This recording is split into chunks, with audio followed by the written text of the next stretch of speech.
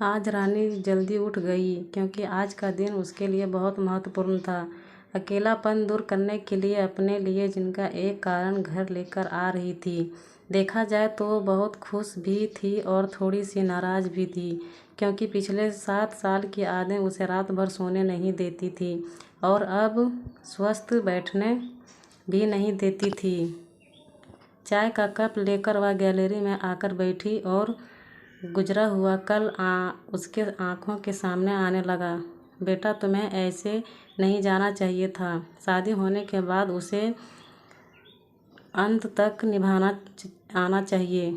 ऐसा ही समझो कि तुम्हारा नसीब ही खराब है। कोई क्या करेगा। अगर माँ बन सकती तो बात ही अलग होती। मैं माँ नहीं बन सकती। इसमें मेरी क्या गलती है। यह सब मेरे हाथों में है। क्या माँ नहीं बन सकती मतलब मैं इंसान नहीं हूँ क्या?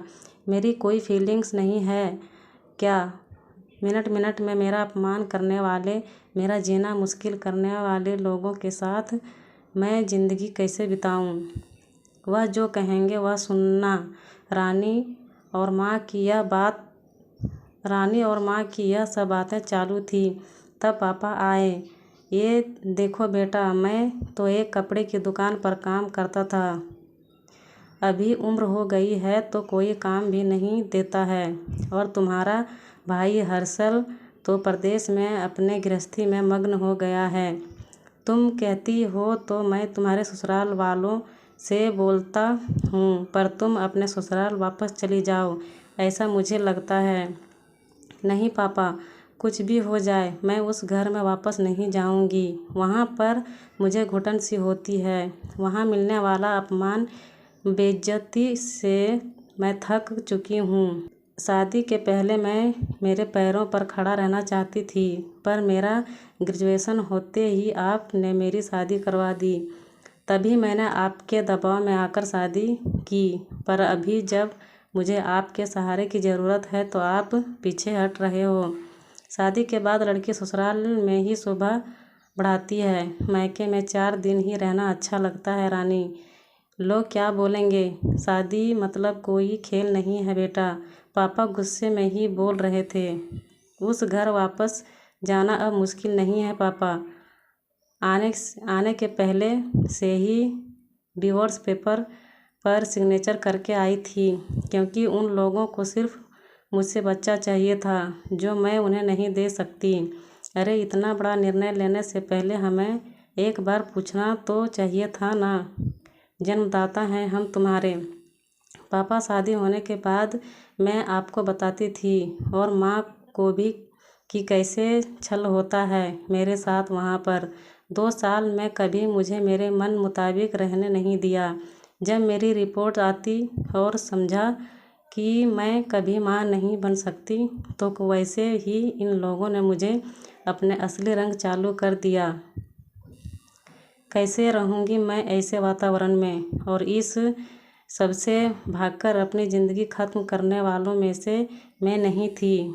यह देखो बेटा, हर्षल ने दिए हुए पैसे से ही मेरा और तुम्हारे माँ का जैसे तैसे खर्चा चलाता है। उसमें तुम्हारा खर्चा उठाना थोड़ा सा कठिन होगा। डिवोर्स पेपर पर सही करने से पहले इन सब का विचार मैंने किया था।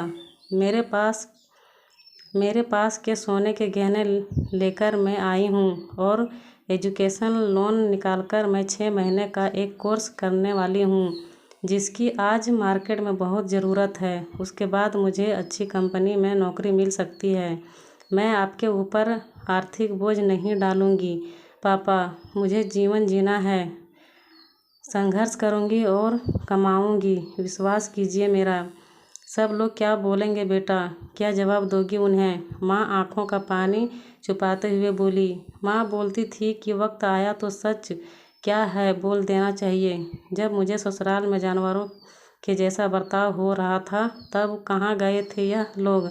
समाज में बड़ा करो, शादी कर दो, बस इतनी सी जिम्मेदारी समझते हैं। बेटियों को बड़ा करके योग्य पढ़ाई देकर खुद के पैरों पर खड़ा करना यह माता पिता की ही जिम्मेदारी होती है ताकि आगे जाकर कभी खराब हालात हो तो उसे इस्तेमाल कर सके।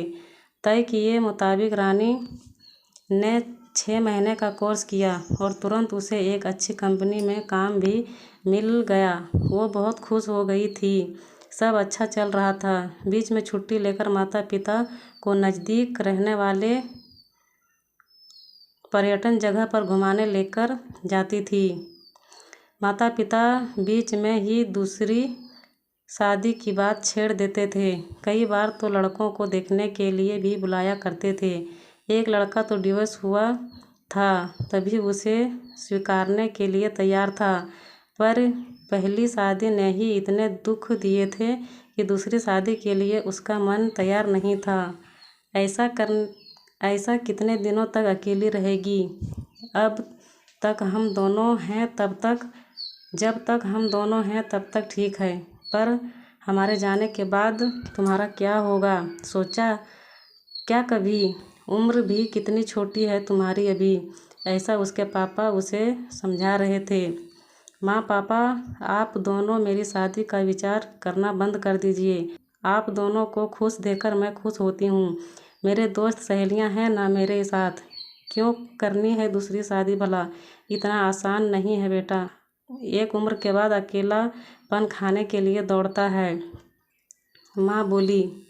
सच हुआ उनका ऐसा बोलना। आगे 2 साल में पहले माँ और 6 महीने में ही पापा का निधन हो गया। रानी अब अकेले हो गई।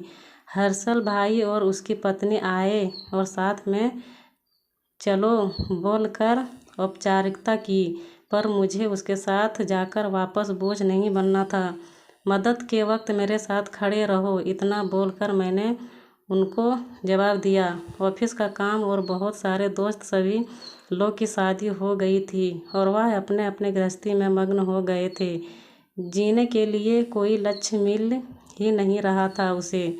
छुट्टी के दिन ऐसे ही एक मैगजीन पढ़ते समय उसे सिंगल मॉम पर एक बात पढ़ने के लिए मिली और उसे जीने का उद्देश्य मिला। उसने उस ही दिन तय किया और एक 10 साल की लड़की को गोद लेने का प्रयास चालू किया। प्रक्रिया बहुत बड़ी थी, पर बोलते हैं ना, मन में इच्छा हो तो रास्ता मिल जाता है। वैसे वह प्रक्रिया पूरी हो गई और आज वही दिन था कि वह उस लड़की को लेने के लिए अनाथ आश्रम जाने वाली थी। उस लड़की को घर लाकर वह मां नहीं बन सकती, इस सोच पर और उस पर होने वाले सभी आरोपों को मिटा देना चाहती थी। तभी उसने निश्चय किया कि लड़की को बहुत पढ़ाऊंगी, खुद के पैरों पर खड़ा कराऊंगी और फिर शादी करवाऊंगी।